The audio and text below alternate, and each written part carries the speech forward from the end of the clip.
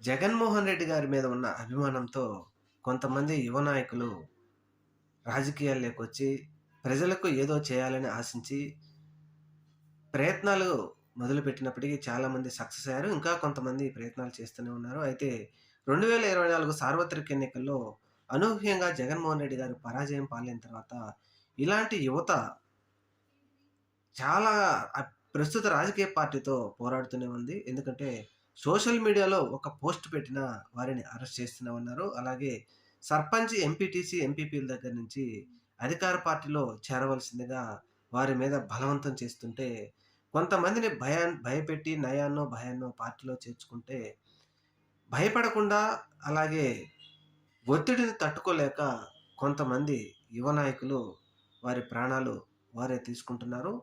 ఇది మాత్రం అత్యంత ఘోరం.